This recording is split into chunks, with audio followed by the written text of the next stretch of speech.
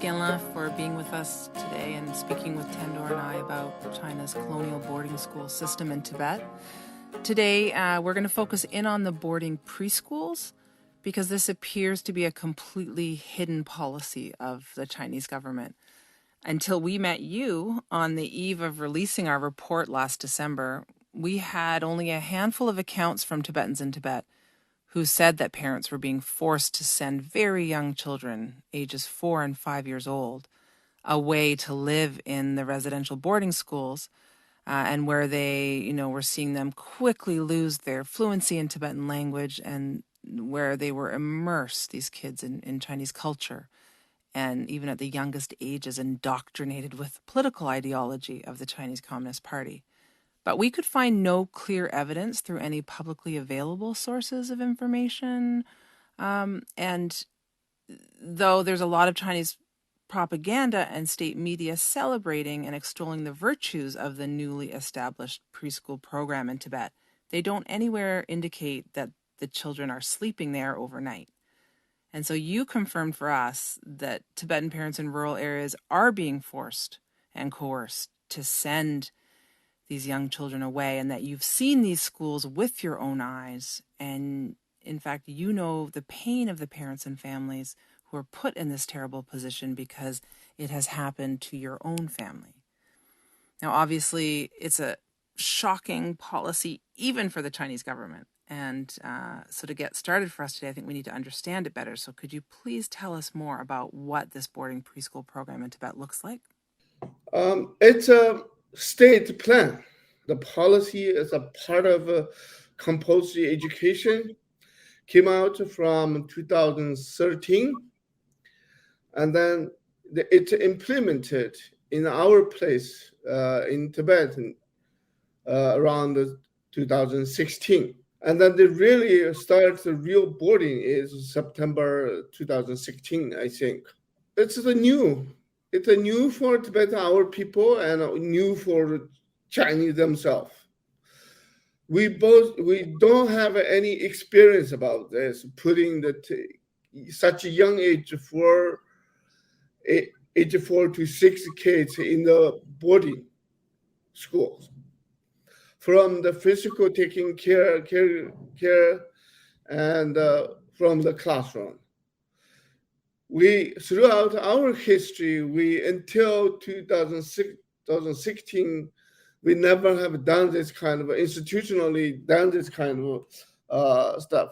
But the China's policy about the preschool education policy, that simply includes our entire region, systematically implementing their policy no matter where you are. And the core thing is the Chinese propaganda often showing to the outside world about the facilities, the beautiful facilities, quality of the yard, schoolyard. But it is very often, I think, it's intentionally avoiding to show the core of the education or core of this preschool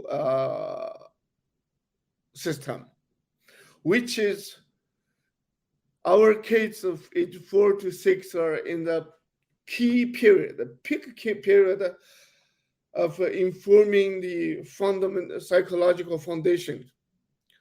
So they know this. The Chinese scholar education, child psychological researchers engaged this, classroom teaching pedagogical researchers engaging this program, and also the Chinese nationalism list and the Communist Party, the missionaries, all made this policy. So that means that there are all aspects of the ideology behind what they're teaching in the classroom. So it's try to wash out what the primarily have in their mind or psychological foundation. For example, before age 4, they learned, they have seen, They have an emotional, what's kind of emotional connection with them. They all have from the family since they arrived in the school, boarding preschool. Those are washed out. Those are washed out. That's why I'm overly emphasizing about uh, our kids even feel like becoming a guest or a stranger their own home. This is a serious signal where we can see it, the pulling our kids from the cultural roots, start family.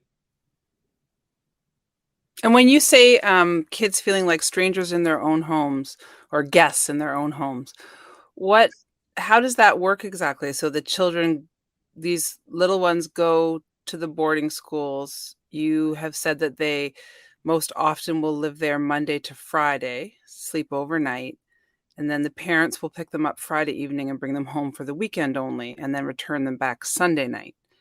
So Yes. is it that when they come home on the weekends, they're acting like guests in their own homes? And if so, why? On the weekend, for example, I have my own personal experience about this. One day I picked up my two grandniece who were in the boarding preschool. I personally seen them when they got home. When we talk about my brother and the sister-in-law, my father together, they stay away. They looks they are a stranger at the home or they are guests at the home. They stay away, sit there, no conversation, no engagement. But when they play, kids playing this with each other, they started speaking purely Mandarin. That means emotion. The not only the cultural aspect, it's about emotional cut off. That affects their kids a lot, I think. Um, Normally, kids when they keep kids get away and then they return to home, they hug the parents, hug the family members very easily, right? So since those kids sent into the boarding preschool, they when they came back home from the Friday evening, they, they feel like guest or stranger. They feel this. You can see that I carefully observed them, their behavior, their eyes, their attitude, and the faces they show in during our conversation. It- oh, they're talking about things that we don't know, right? They're talking about the things that we don't know, never taught in school. So they're talking. This content of the curriculum it's totally um, not familiar for the kids, even their parents.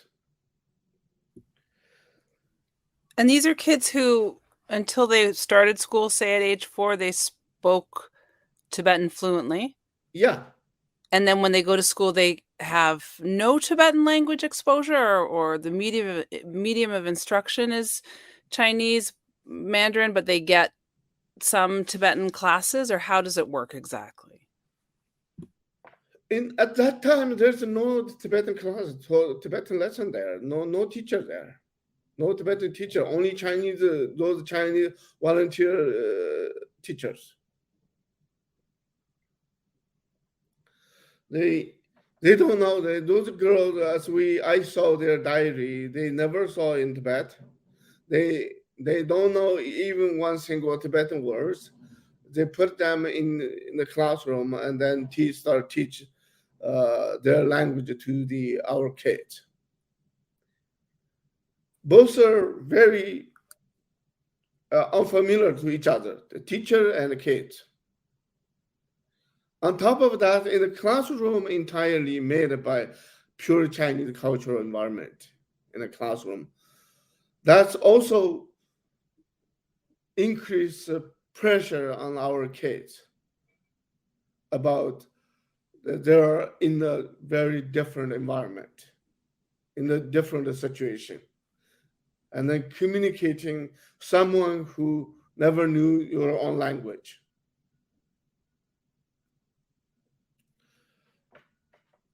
And do you think the parents, when they send them to these schools, I mean, is it your experience that yes, it's difficult to send our children away, but fundamentally we, Tibetan parents want them to have this education and opportunity?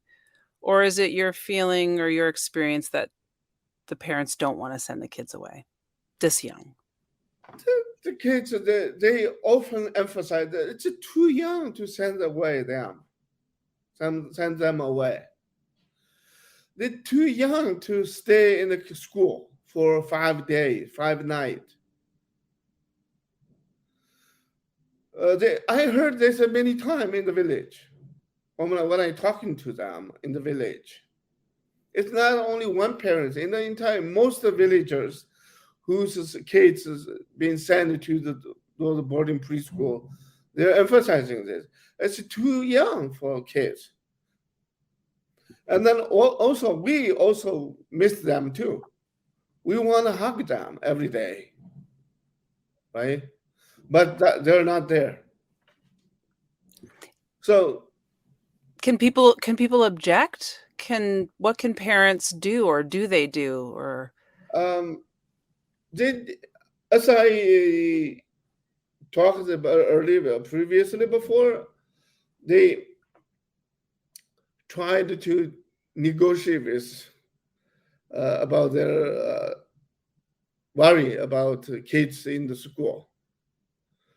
They negotiate with the government of the local government official and with the school principal. Let us send one woman as a caregiver outside the classroom for them to take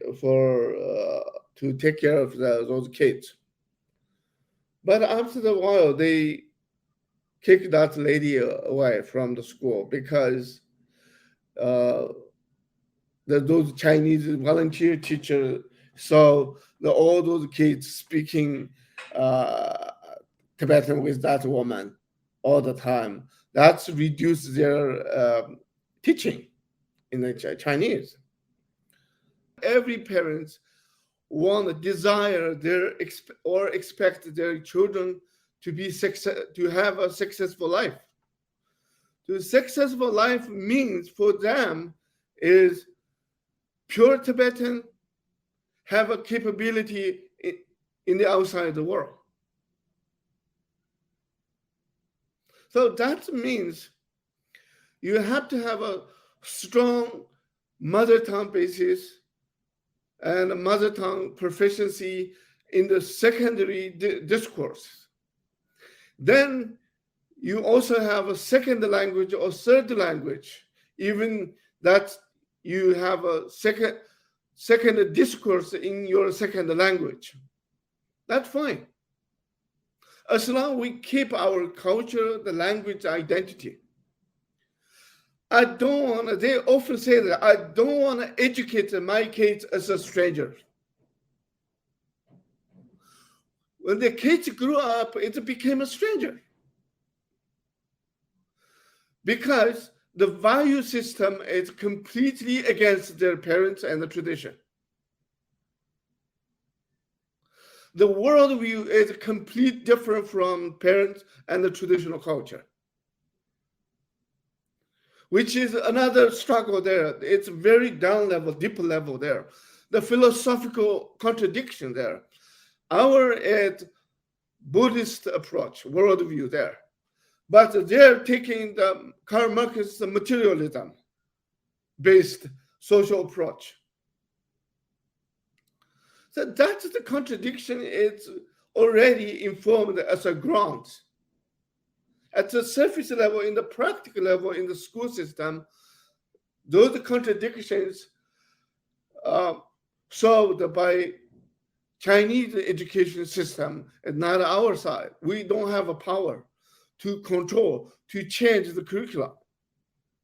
Our curriculum and the language policy, language in education policy, fully controlled by Chinese education system. There is an authority system. We don't have it. So under this kind of situation, parents have no choice, because you have to send your kids to the school because of the compulsory education policy first. Once Tibetan kids get into the school, then they also have no right to emphasize, we want to learn our culture, we want to learn our mother tongue. Because the content of the curriculum controlled by them and already formulated by them, Chinese education system. This is the second part. So we're not against the learning second or third language. The key point is we want to learning strong mother tongue, high proficiency in the primary and the secondary discourse. Once we have that, and then we can, of course, we need to learning Chinese or English or other language if you could. Like I'm a living example. I learn Chinese well. I learn English, but I have a strong mother tongue literacy in both primary and secondary discourse. It's a high level of the academic high level there. So the people might say, criticizing me, oh, you are the only unique case. We cannot generate your case to entire Tibetan society. No, it's possible. Sometimes we think, why don't we make the school learning mother tongue and the secondary language equally well? It's possible because of the technology we have. But they're not doing this. How many kids do you think are in, our report, we estimated 800 to 900,000 at least, 6 to 18-year-olds living in colonial boarding schools in Tibet. What estimation do you have for 4 to 6-year-olds? 115,000 kids. As I estimated. I personally calculated this, depends on the average number of the school where I visited. Gela, you were talking about 4 to 6-year-old kids. Yeah. Laden, you were talking about 6 to 18. No, sorry, I was saying we have the number of 6 to 18-year-olds as this, 800 to 900,000. But the 4 to 6-year-olds, we had no, the boarding preschools, we just didn't have, there's no information available about boarding school for this age group. Yeah, this is the only information I got it. I calculated personally. I saw that you put your number in the report. I think the actual number is way more than that. And for the 4 to 6-year-olds in the boarding preschools, why is there no evidence? There's plenty of propaganda about kindergarten enrollment, as they say. There's plenty of propaganda showing Lhasa or other sort of few urban centers and showing the kids in what are boarding or what are preschools or day school, kindergarten they call it. But there's no evidence of boarding for this age group. Why? How is that possible? That's why they, instead of showing the actual number and the actual content, they're showing the outside of the facility, the surface stuff. That doesn't matter. You have a good yard to play, playground, good. You have a good building, good. But what you're putting inside to the school kids, they never say this. You cannot see any single words about on the media. They can say this way, this stuff. Who teaching what to whom through what language? Do they say that any single words? No, there. And then the boarding, they're not going to show you their dormitory. Age 4 to 6 kids dormitory in the class school. They're not going to show you. So Genla, this is new. This has not been the case in the past in Tibet. That so many, in fact, majority of children this young, Tibetan children at such a young age, would be in the care of the state for the majority of their life. What do you think this represents, in terms of what's the total threat that we're facing if this continues? First, this is China using their state power institutionalized our kids into their hand from the age 4 to 6. This is a serious signal. It's almost the try to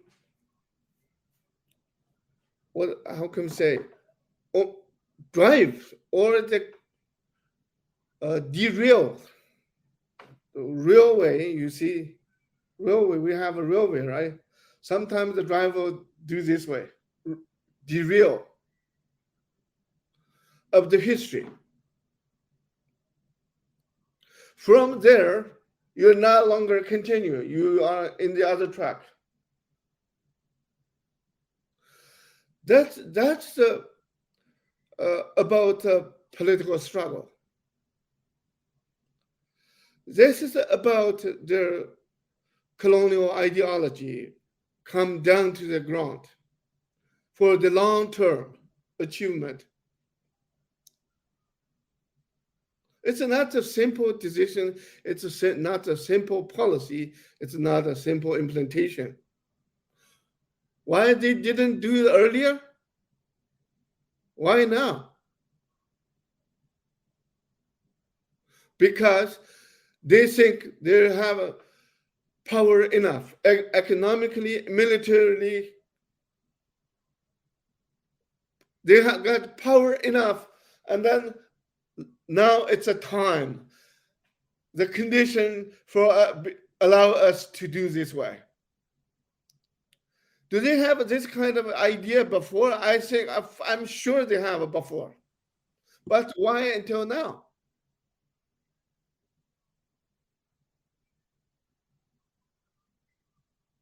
This is my question for them. Why now? Genla, you've seen the boarding preschools yourself. You've visited how many, do you think? Around 50 or 51 or 2, I think. What are they like? Are the conditions really poor? Are the kids in really terrible shape? How are they treated? Or what is it like? What does it look like? Two things here we needed to emphasize. One thing is their face, their mental states that's showing in their face. I can see it. There is suffering in the day time in the school. And their dress is so poor. except that those holiday, they wear uniform. They give a good food to the kids in order to attract them, maintain them in the school. But when you're in a classroom, when you check their curriculum, when you check the teacher's background, then it's a difference. The story completely turns different.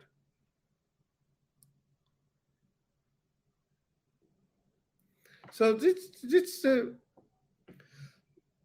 this idea about implementing boarding preschool in entire Tibetan place is not about simple idea.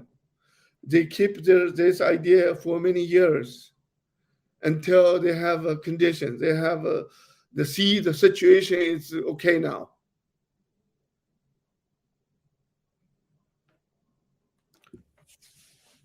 And, I think of my 5-6-year-old son now, 5 when we were doing the research on the schools. He's 6 now. He just started grade 1. And I think I wouldn't send him away. I wouldn't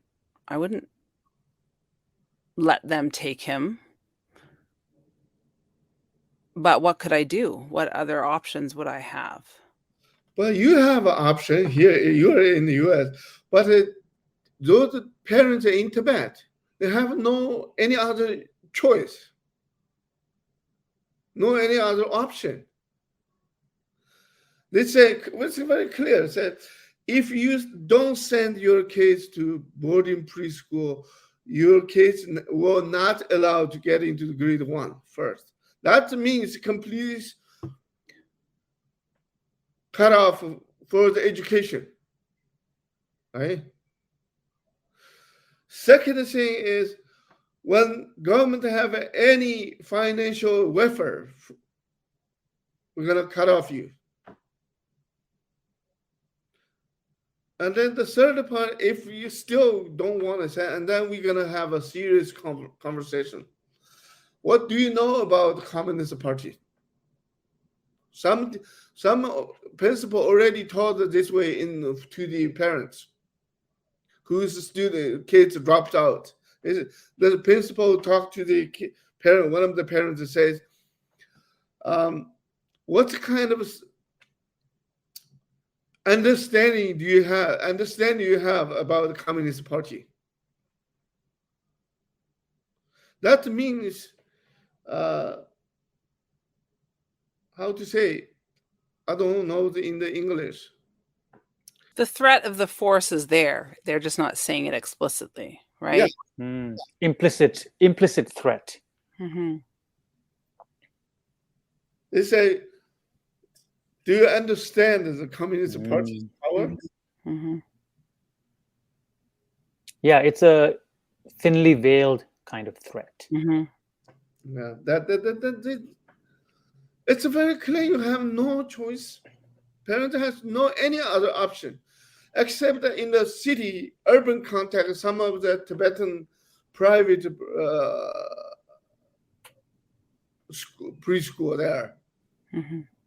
But they're teaching the same thing now. They have receiving the pressure every day, increasingly. And Gila, the options that used to exist to some extent, the village level at the beginning, schools, the village level, institutions, all those have now been dismantled or destroyed or banned, right? For example, village school, they destroyed it in 2009. I know this. And then one day, this intentional idea came down, policy came down, and then you have no any other option. You have to send kids away, and then I have to stay in the school, to boarding. The parents really have, and then on top of that, the kids, because the kids have been taken away to the school from the young parents, young woman. Those guys are suffering. How can you imagine? I don't know this. they're missing their kids, and then they got increased their pressure and the suffering. And then they say, okay, let's go walk to the Lhasa, do another journey. That's one of the cuts there.